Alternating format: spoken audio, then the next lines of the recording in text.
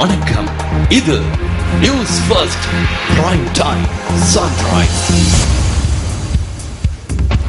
அனைவருக்கும் இனிதான காலை வணக்கங்கள். நீங்கள் இணைந்து கொள்வது பிரைம் டைம் சன்ரைஸ் காலை நேர பிரதான செய்தியுடன். இன்று டிசம்பர் மாதம் 9ஆம் தேதி செவ்வாய்க்கிழமை. மலர்ந்திருக்கும் இந்த நாள் அனைவருக்கும் மகிழ்ச்சி பொங்கும் நாளாக அமைய வேண்டும் என்று நியூஸ் ஃபர்ஸ்டின் சார்பாக எமது வாழ்த்துக்களை தெரிவித்துக் கொள்கின்றோம். காலை நேர பிரதான செய்தியில் முதலில் தலைப்புச் செய்திகள்.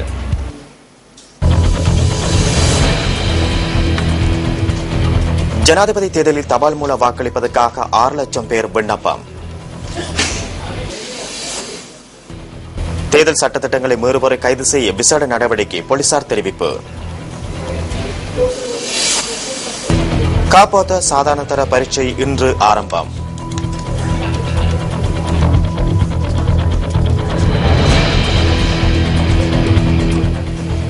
இன்றைய காலை நேர பிரதான செய்தியில் முதலில் உள்நாட்டுச் செய்திகள்.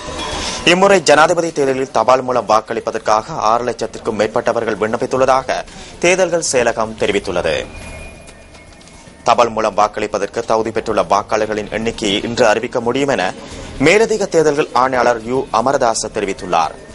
ஜனாதிபதி தேர்தலுக்கான தபால் மூல வாக்குச்சீட்டுகளை அத்தாட்சிப்படுத்தும் நடவடிக்கை எதிர்வரும் 12ஆம் தேதி முன்னெடுக்கப்பட உள்ளது. எதிர்வரும் 15ஆம் தேதி தபால் மூல வாக்குச்சீட்டுகள் விநியோகிக்கப்பட உள்ளதாக தேர்தல்கள் செயலகம் குறிப்பிட்டுள்ளது. ஜனாதிபதி தேர்தலுக்கான தபால் மூல வாக்களிப்பு இம்மாதம் 23ஆம் 24ஆம் தேதிகளில் நடைபெறவுள்ளது.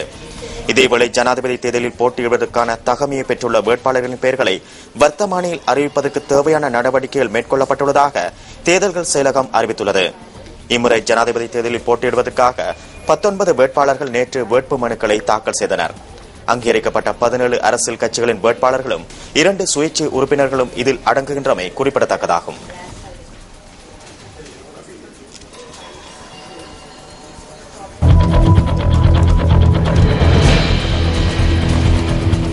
ஜனாதிபதி தேர்தலுடன் தொடர்புடைய சட்டவிரோத பிரசார நடவடிக்கையை தடுப்பதற்கு போலீசார் ஆக்கப்பூர்வமான பங்களிப்பை வழங்க வேண்டும் என பெப்ரல் அமைப்பு வலியுறுத்தியுள்ளது.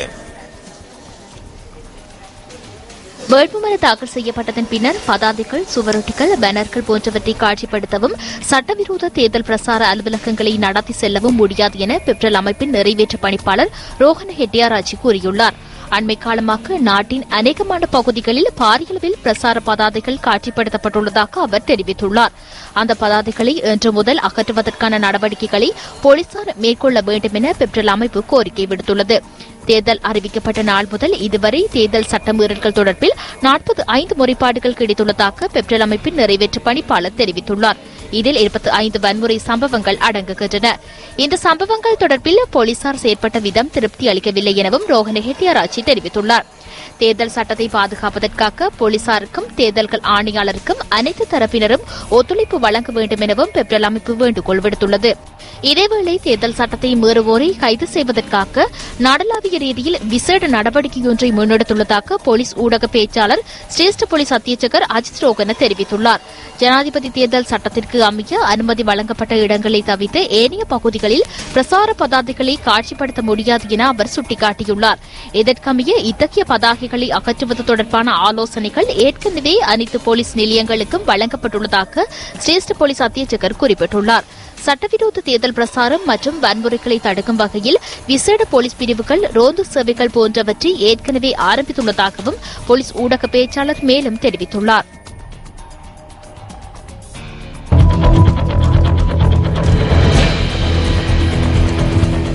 கல்வி பொதுத்தராதர சாதாரண தர பரீட்சை இன்று ஆரம்பமாக உள்ளது. இன்று ஆரம்பமாகும் பரீட்சை எதிர்வரும் 18ஆம் தேதி வரை இடம்பெறவுள்ளது. நாடளாவிய ரீதியில் 4279 நிலையங்களில் எதிர்வரும் 18ஆம் தேதி வரை இந்த பரீட்சை நடைபெறவுள்ளதாக பரீட்சைகள் திணைக்களம் குறிப்பிட்டுள்ளது. இந்த முறை சாதாரண தர பரீட்சையில் 3,07,739 பாடசாலை பரீட்சார்த்திகளும் 2,06,481 தனியார் பரீட்சார்த்திகளும் தோற்றவுள்ளனர். தினமும் காலை 8:30க்கு பரீட்சை ஆரம்பமாக உள்ளதால் மாணவர்கள் காலை 8 மணியளவில் பரீட்சை நிலையங்களுக்கு சமூகம் அளிப்பதன் மூலம் அசௌகரியங்களை தவிர்த்துக் கொள்ள முடியும் என பரீட்சைகள் திணைக்களம் சுட்டிக்காட்டியுள்ளது. இந்த முறை சாதாரண தர பரீட்சை ஏற்பாடுகள் தொடர்பில் அறிவதற்காக உதவி பரீட்சைகள் ஆணையாளர் எஸ். பிரணவதாசனுடன் தொடர்பினை ஏற்படுத்தினோம். காப்போதா சாதாரண பரீட்சைகள் இன்று முதல் எதிர்வரும் 18ஆம் தேதி வரை நடைபெறுவதற்கு ஏற்பாடுகள் மேற்கொள்ளப்பட்டுள்ளன. இன்று காலை பரீட்சைகள் காலை 8:30 மணிக்கு ஆரம்பமாகும். மாலை பரீட்சைகள் இல்லை. அவ்வாறு இன்றைய தினம் சமய பாடங்களும் நாளைய தினம் மொழி பாடங்களும் இடம்பெற இருக்கின்றன. ஆகவே மாணவர்கள் நேர காலத்துடன் உங்கள் பரீட்சை நிலையங்களுக்கு சென்று உங்களது வரவை உறுதிப்படுத்துவதன் மூலம் ஏற்படும் தேவையற்ற சிரமங்களை நீங்கள் தவிர்த்துக் கொள்ள முடியும். மற்றும் இம்முறை உங்களது பரீட்சை நிலையங்களில் யாராவது ஆள் மாறாட்டம் அப்படி செய்வதை இனம் கண்டு கொண்டால் திணைக்களத்திலிருந்து நாடு பூராவும் இன்று முதல் நடமாடும் சேவைகளை நடத்துவதற்கு ஏற்பாடு செய்யப்பட்டுள்ளது. அவ்வாறே வலய மட்டம் மற்றும் மாகாண மட்டங்களிலும் மேற்பார்வை அதிகாரிகளின் மூலம் உங்களது பரீட்சை நிலையங்கள் மேற்பார்வை செய்வதற்குரிய நடவடிக்கைகள் இன்று முதல் மேற்கொள்ளப்பட்டுள்ளன. ஆகவே மாணவர்கள் உங்களுக்கு ஏதாவது இடையூறு அல்லது மாணவர்கள் ஆள்மாறாட்டம் செய்வர்களை இனம் கண்டால் உடனடியாக நம்முடன் தொடர்பு கொண்டு உங்களது விவரங்களை அறிவிக்க முடியும். 24 மணி நேரம் அறிவிப்பதற்காக 1911 எப்பொழுதும் தயார் நிலையில் இருக்கின்றது. பரீட்சை எழுதும் மாணவர்கள் கண்டிப்பாக தேசிய அடையாள அட்டையோ அல்லது செல்லும்படியாகும் கடவுச்சீட்டையோ மட்டும் கொண்டு செல்ல முடியும். 16 வயதுக்கு கூடிய மாணவர்கள் கட்டாயம் இவ்விரு அட்டைகளுமே கொண்டு செல்ல முடியும். ஆகவே மாணவர்கள் செல்லும் பொழுது மறக்காமல் உங்களது தேசிய அடையாள அட்டையும் செல்லும்படியாகும் கடவுச்சீட்டையும் கொண்டு செல்வது சிறப்பாக அமையும்.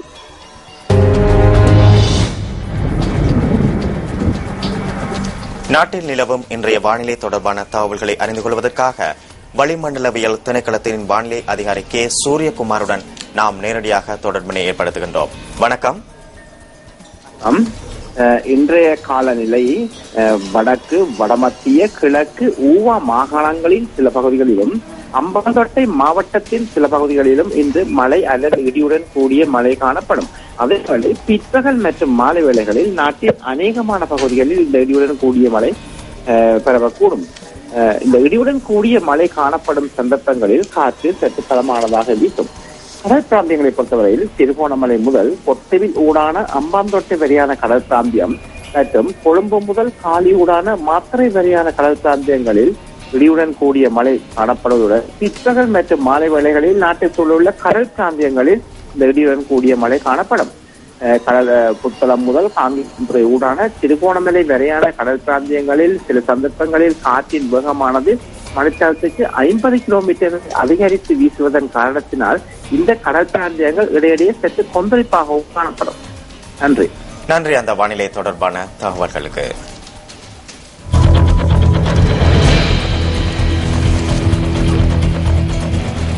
மக்களின் அன்றாட பயன்பாட்டுக்கு முக்கியமாக காணப்படும் கட்டிடங்களுக்கு உரிய முக்கியத்துவம் அளிக்கப்படாமை கவலைக்குரியதே.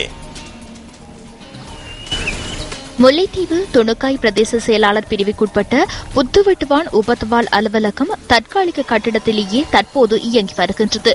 குறித்த தபாலகத்திற்கு என நிரந்தரமான கட்டடம் இருந்த போதிலும் கட்டடம் சேதமடைந்தும் புனரமைப்பு செய்யப்படாமையினால் பற்றைகள் மூடி காணப்படுகின்றது. மீள்குடியேறி 5 வருடங்கள் நிறைவடைந்துள்ள நிலையில் குறித்த பகுதிக்கான தபாலகம் போதுமான வசதிகளுடன் இயங்குவதற்கான நடவடிக்கைகள் முன்னெடுக்கப்படவில்லை என மக்கள் குறிப்பிடுகின்றனர். எங்கள்ட சுகாதார பிரிவின் ஒரு குவார்டர்ஸில் தான் இப்போ தற்காலிகமாக எங்களோட கிராமத்து போஸ்ட் ஆஃபீஸ் இயங்கிக் கொண்டு இருக்குது. அந்த போஸ்ட் ஆஃபீஸு கட்டிடம் அதுவும் செயலில் இடிஞ்சு எல்லாம் கட்டிடம் தூந்த நிலையில இருக்குது. இப்போ எங்களுக்கு அந்த தற்காலிகமாக இயங்குறதுக்கும் சுகாதார பிரிவு வார நேரத்துலையும் எங்களுக்கு அது ஒரு பிரச்சனையாக இருக்குது. அந்த பழைய போஸ்ட் ஆஃபீஸ் இருந்த நிலையம் காடாக போச்சு. குறித்த உபதபாலகத்திலிருந்து புத்துவெட்டுவான், ஐயங்குளம், பழைய முறிக்கண்டி ஆகிய பகுதிகளுக்கான தபால் சேவைகள் இடம்பெற்று வருகின்றன.